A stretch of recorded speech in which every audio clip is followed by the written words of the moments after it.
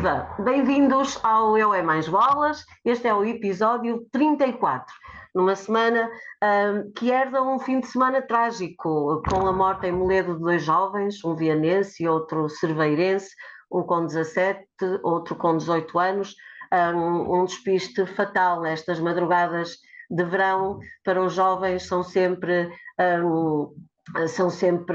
muito perigosas e, portanto, chamamos a atenção para isso. O verão está a começar e há que ter cuidado na estrada. E se beber, não conduzam. Se beberem, não conduzam. Entretanto, no que já muitos consideram um tiro no pé, a candidatura do PSD à Câmara de Viana pretende parar o processo do novo mercado municipal. Paulo de Moraes escreveu a Luís Nobre, não foi uma carta romântica, foi apenas um pedido para que o atual presidente parasse com o processo do mercado municipal. É um tema interessante e é um dos temas que hoje vai ser debatido neste Eu é Mais Bolas. Na juventude de Viana, as coisas também, essas sim, estão mesmo congeladas. Ninguém quer assumir a presidência e o trabalho de dirigir o clube. Após 5 assembleias, as esperanças esperam agora pelo dia 30, altura em que haverá uma nova reunião. Entretanto, em Valença, José Manuel Carpinteira já anunciou que será de novo candidato à Câmara. Acho que por aí, por todo o Alto Minho, está quase, os candidatos estão quase a fechar. Vamos passar, entretanto, ao debate. Hoje, finalmente, com os nossos fundadores, o Miguel e a Adriana. Miguel Sá, Adriana Temporão, bem-vindos, que bom tê-los de novo juntinhos. Já sei que andam cheios de trabalho com estas campanhas que não vos dão descanso, mas hoje lá conseguimos estar aqui de novo os três. Não está o Zé, estou eu. Um dia destes o Zé aparece, também anda para aí cheio de trabalho. Ora bem, a política toma muito tempo, nós sabemos. Vamos então ao primeiro tema e parece que o Miguel nos traz boas notícias. Viana melhorou os indicadores económicos em 24. É assim, não é, Miguel? Com fábricas a fechar e tudo. A questão do... Antes de mais, boa tarde, Zé, boa tarde, Adriana. É bom estar de volta, também já tinha saudades de estar aqui, mas realmente tem sido um bocado complicado conjugar o trabalho com a política. Depois, estes extras, torna-se um bocadinho difícil de acrescentar ao calendário. De qualquer forma, não sei se são boas notícias. Aquilo que eu quero trazer hoje é efetivamente os indicadores económicos, mas não é propriamente de Viana, é sim da autarquia do município. E Luís Nobre disse a público que os indicadores financeiros em 2024 foram espetaculares, portanto está tudo feito, não há nada por fazer, está tudo impecável. Mas do meu ponto de vista, esta afirmação é um misto entre uma maquilhagem e uma história meio contada. E eu passo a explicar. Em termos de maquilhagem, a dívida do município reduziu ligeiramente, agora em 2024, é verdade, mas tem vindo a aumentar desde o início do mandato de Luís Nobre. Aliás, Viana do Castelo tem uma das maiores dívidas, ou uma das dívidas mais altas do conjunto dos 308 municípios. O que, a meu ver, não se justifica face à dimensão do concelho e também à ausência de investimentos que justifiquem este aumento da dívida, que para já, em termos práticos, não temos assistido a nada. Também é importante salientar que a dívida em 2024 reduziu efetivamente, mas que esta redução se deveu essencialmente à subexecução do orçamento, ou seja, o investimento que estava previsto não foi realizado, e posso falar, por exemplo, no domínio da habitação e do urbanismo, que é um dos setores mais críticos da atualidade, em particular para os mais jovens, em que estava previsto um investimento de 28,4 milhões e foi realizado um investimento de 5,3 milhões, ou seja, nem 20% do que estava previsto. Aliás, o parque público de habitação em Viana do Castelo não chega aos 1%, ou seja, muito abaixo daquilo que é a generalidade dos concelhos, e a Câmara Municipal já não investia no parque público de habitação há mais de 20 anos. Isto que fique presente. E dado que tem imóveis na vertente de arrendamento, ocupando aqui o papel de senhoria, teria a obrigação, pelo menos, a questão da manutenção de a fazer. Mas temos mais exemplos. Por exemplo, na educação estava previsto um investimento de 9,4 milhões, realizaram um pouco mais de metade. Na saúde, desenvolvimento económico, ambiente então é flagrante e a Adriana também vai tocar no assunto, e transportes, nem metade do previsto.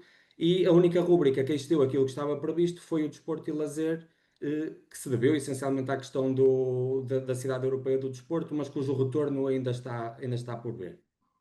Para além disso, é importante salientar que a Câmara tem uma dívida de mais de 9 milhões de euros a fornecedores, e se a liquidez melhorou tanto e está tão positiva, eu também gostava de perceber como é que o prazo médio de pagamento a fornecedores aumentou, estando agora Viana do Castelo como um dos municípios que mais tempo demora a pagar aos fornecedores, que tira toda a vontade aos fornecedores de prestar serviços à Câmara, porque não são todas as empresas que conseguem aguentar este tempo todo sem receber, dependendo do trabalho, obviamente.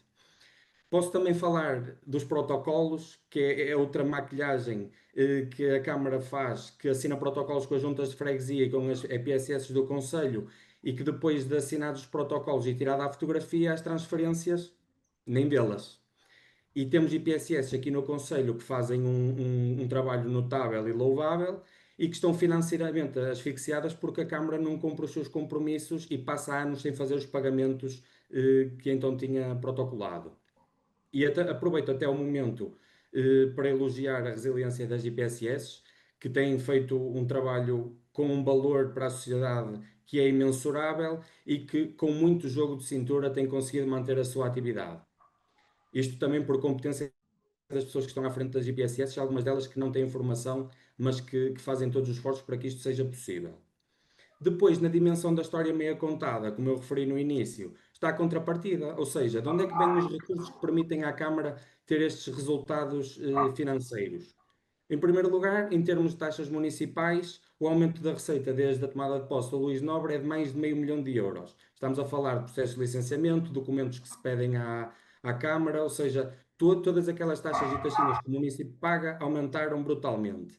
A receita em multas aumentou 600%. A receita de IMI, ao contrário dos restantes impostos, manteve-se estável porque em Viana não se constrói. Ou seja, constrói-se menos em Viana do Castelo do que em Melgaço e em Monção, que são territórios que têm uma fração da população de Viana do Castelo. E se formos comparar a taxa de IMI com os restantes concelhos, municípios do quadrilátero, Viana do Castelo está no top com uma taxa, com um IMI de 0,35%. E o mesmo acontece com a derrama municipal. E por último, este eu acho mesmo incompreensível, que tem a ver com a devolução do IRS, que estamos num concelho cujo poder de compra, contrariamente à tendência da região norte e do Alto Minho, que aumentaram o poder de compra, Viana do Castelo diminui, e mesmo assim Viana do Castelo continua a ser um dos poucos concelhos que não reembolsa a parcela do IRS para os seus municípios, nem que seja parcialmente. Isto para dar um exemplo, um município que vive em Viana do Castelo, que tem a residência fiscal cá, paga mais IRS do que uma pessoa que tem a residência fiscal em Ponte Lima. E, portanto, para concluir o tema, Luís Nobre pode falar à vontade, pode falar de rigor, de boa gestão, de aumento da qualidade de vida, porque eu tenho perfeitamente presente que as pessoas, em particular os mais jovens e que estão a iniciar a vida adulta, sabem e sentem como se está a tornar cada vez mais difícil viver no nosso concelho. Muito bem, Adriana. Afinal, a saúde de Viana não está assim tão famosa como parecia o tema indicar. Estes dados são sempre difíceis de analisar, principalmente porque ainda nem sequer estão disponíveis eu sei que a reunião foi a semana passada, portanto ainda dou de barato que tarda a estar disponível os dados todos no site da Câmara. Mas sim, estes dados são referentes a 2024 e tem esta... Claro que ao apresentar as contas, por muito mal que estivessem, principalmente em período de pré-campanha autárquica, não seria dizer que estão maus, não é?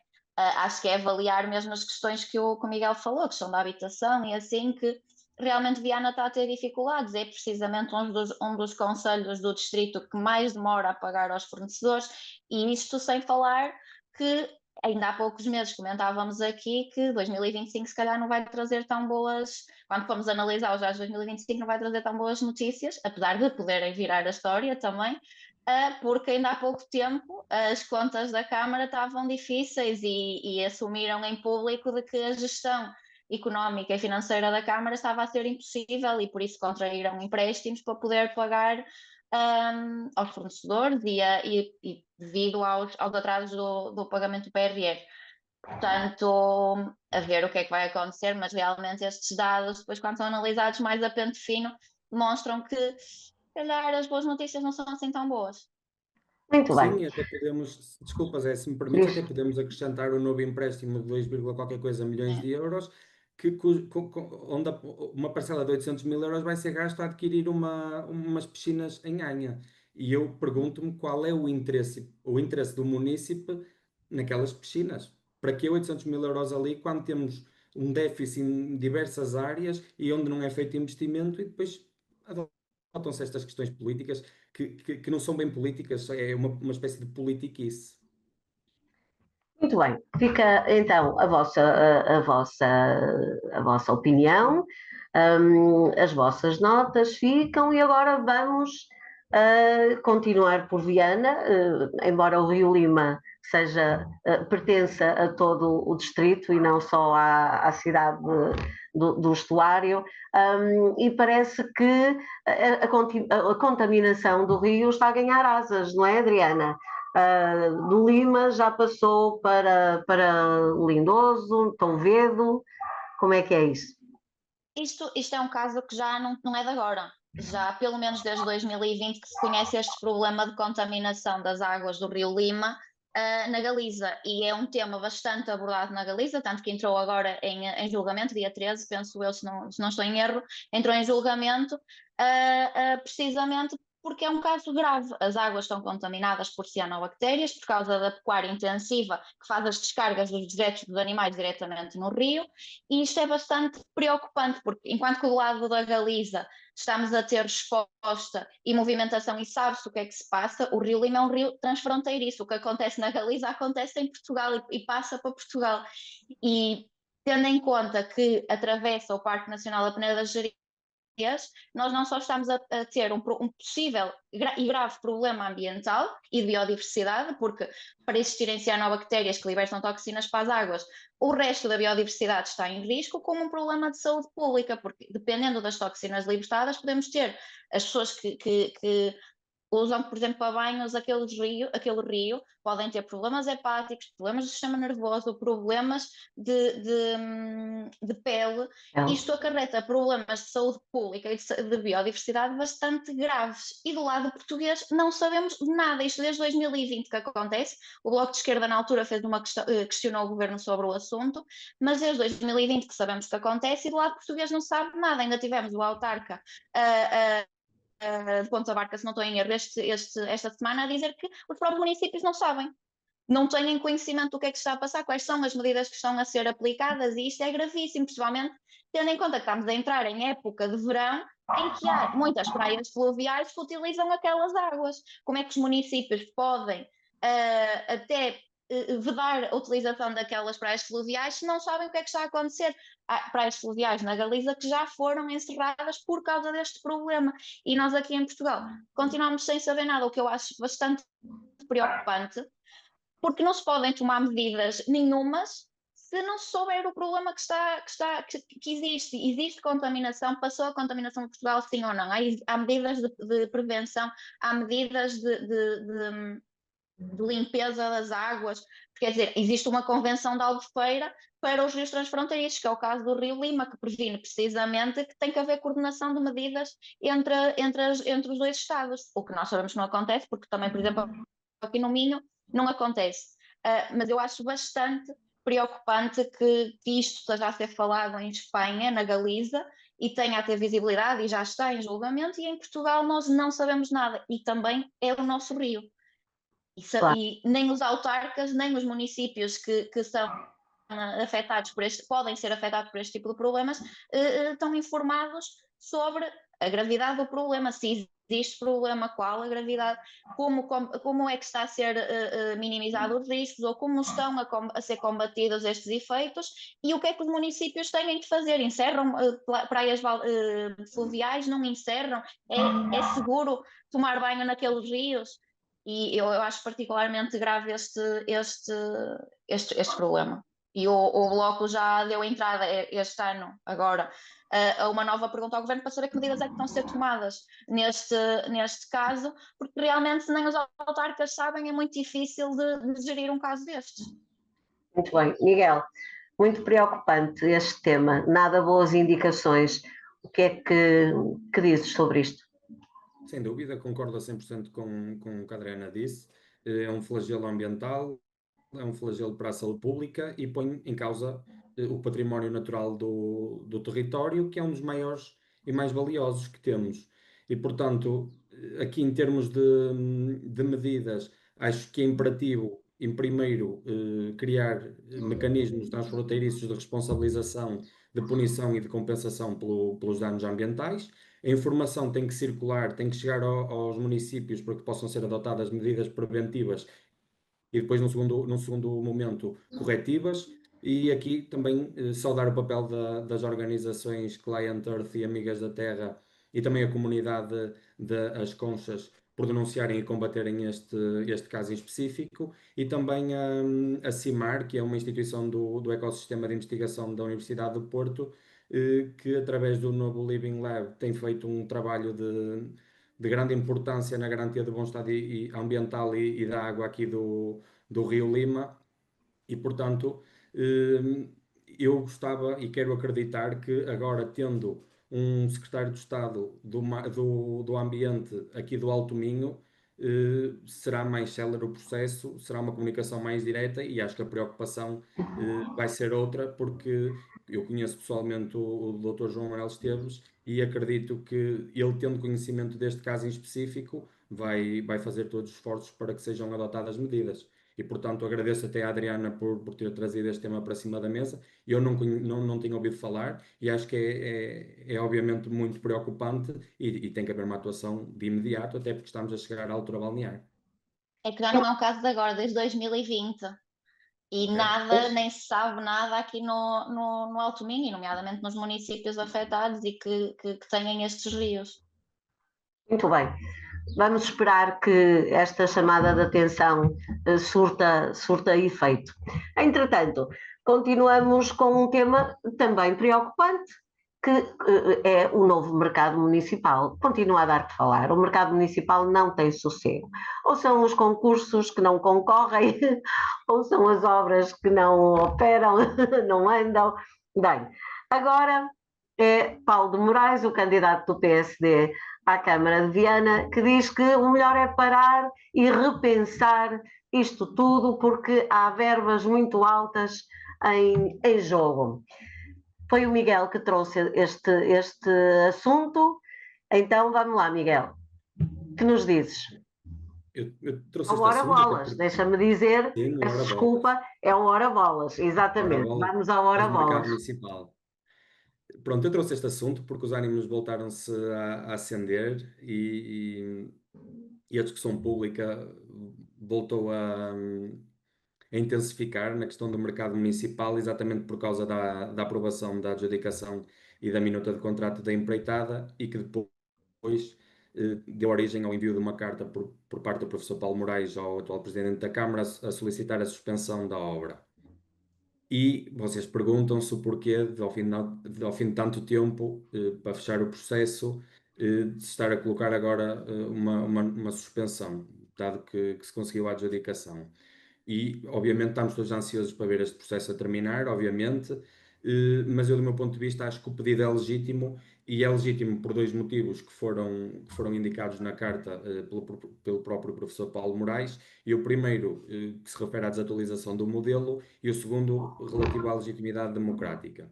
E esta foi a ordem que o professor Paulo Moraes apresentou os argumentos, mas eu quero apresentá-los ao contrário, porque acho que a questão da legitimidade democrática é óbvia. Trata-se de um processo que já se arrasta há 30 anos e que é um investimento que é financeiramente significativo, ou seja, nós não vemos a cada 10 anos a Câmara a fazer um investimento desta magnitude e, portanto, sendo as eleições daqui a 3 meses e sendo que será o próximo Executivo a arcar com a dívida, parece-me que também não deverá ser precipitada, uma vez que pode haver aqui uma mudança de visão e de estratégia.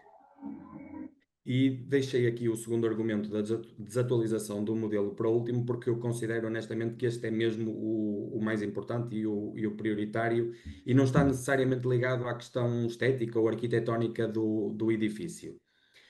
A declaração de utilidade pública que justificou a expropriação e a demolição do prédio Coutinho obriga a que ali naquele lugar onde estava o prédio Coutinho, o edifício Jardim, se construa um mercado. Portanto, essa questão não se coloca, vai ser um mercado e não há forma de fugir a isso. Mas da forma como o modelo está feito, está elaborado, do meu ponto de vista, é um investimento que não está necessariamente a pensar no futuro de Viana do Castelo, do centro histórico, mas é sim um investimento no passado, porque por um lado, nós temos uma idade média dos vendedores e dos utilizadores do mercado que anda na volta dos 74 anos de idade, sendo que se tem vindo a agravar, e portanto, quando o mercado estiver concluído, ainda será superior. E por outro lado, as novas gerações, que não se dedicam necessariamente à produção agrícola, à comercialização agrícola tradicional, nem têm este hábito de consumo. Por isso, a forma como o mercado está idealizado é uma proposta de valor demasiado restrita. E dado que este é um mecanismo por excelência para a revitalização do centro histórico de Viana do Castelo, é importante repensar o projeto de modo a que a nova proposta de valor seja mais abrangente e que seja também, obviamente, mais atrativo para as novas gerações. E isto só se vai conseguir através de uma discussão pública mais alargada, que acho que se conseguiu, de certa forma, intensificar com este anúncio.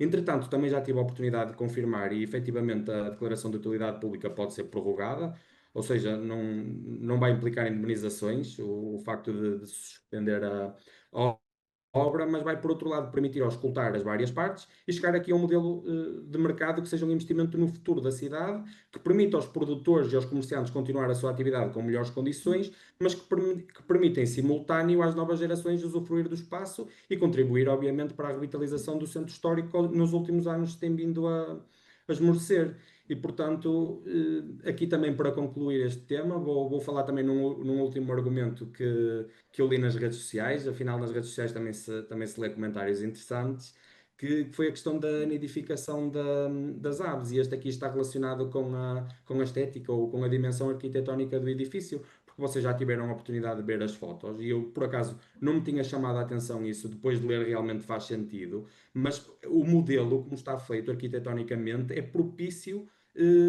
às aves fazerem ninhos pronto, e as consequências, se calhar, vai ser aquilo no curto prazo e no curto médio prazo virar uma espécie de uma casa de banho e vai ter que haver um maior esforço na questão da manutenção, que é uma coisa que nós sabemos que em Viana não acontece e basta olhar para a Biblioteca Municipal. Adriana, cá vamos falar outra vez do mercado, não é? Desta vez é sério, é sério. Há quem queira mexer. Eu, quando vejo notícias do mercado, lembro-me sempre do Miguel e penso, ele vai trazer isto para o próximo debate. Sim, efetivamente o debate sobre o mercado municipal em Viana é um debate que se arrasta há muito tempo. E agora com a adjudicação do projeto, parece que vai avançar. Se é válido ou não suspender neste momento por causa das autárquicas daqui a uns meses, eu tenho as minhas dúvidas, uma vez que nós vemos por todo o distrito anúncios destes de obras a começarem também bastante avultadas que vão ter impacto no próximo executivo. Se é válido ou não fazer isso, podemos ter esse debate. São 13 milhões, Adriana, não é um investimento normal. Sim, mas eu não estou a dizer que é válido ou não, estou a dizer que essa desculpa, entre aspas, aplicava-se então a tudo e a todos os concelhos neste momento, porque todos estão a ter investimentos avultados em obras que se calhar já podiam ter sido feitas ou que arrastaram-se supostamente até agora para ter efeitos eleitorais. mas a realidade é que Viana está a precisar de mercado e lá está, cada vez que se vai ao mercado atual, as queixas são as mesmas, as pessoas precisam de uma resposta. Neste momento, tendo arrastado o processo tanto tempo e tendo sido tão críticos de que o processo estava a ser arrastado durante tanto tempo, acho que agora suspender e arrastar este processo mais tempo, acho que seria pior. E legalmente nem sei se poderia ser assim, se é assim tão fácil suspender um processo destes ou não. No entanto, relativamente ao que o Miguel estava a dizer da questão dos hábitos e de estar desatualizado ou não, eu acho que os hábitos também podem ser mudados e sensibilizando as populações e a população de Viana e tendo um mercado, por exemplo, que favorece a produção local, a venda de produtos locais, as pessoas também vão possivelmente ficar mais baratos do que encontramos nas grandes superfícies, porque acontece quando vamos aos mercados aqui na região.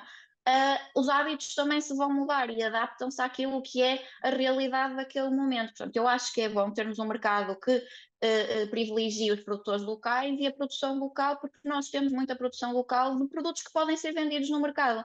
Portanto, eu acho que é uma Sim, boa notícia o projeto avançar. eu Muito acho que bem. aqui a questão não é propriamente o termos o mercado, porque o mercado não é uma questão. Eu concordo É o contigo projeto em na si. medida em que temos que ter um mercado e que temos que promover a agricultura biológica e local e os produtos locais, etc. A questão não é essa. A questão é que a proposta de valor neste momento, como está idealizada, é demasiado restrita. Sendo um investimento tão avultado e sendo um mecanismo estratégico para a revitalização do centro histórico que está neste momento desertificado, é obrigatório e imperativo que tenham uma proposta de valor mais abrangente. Este é o único ponto. Bom, esperemos que os responsáveis políticos tenham todas essas questões em conta. Vamos continuar com o Hora Bolas, desta vez da Adriana, e que passa por quem quer fazer e não tem material.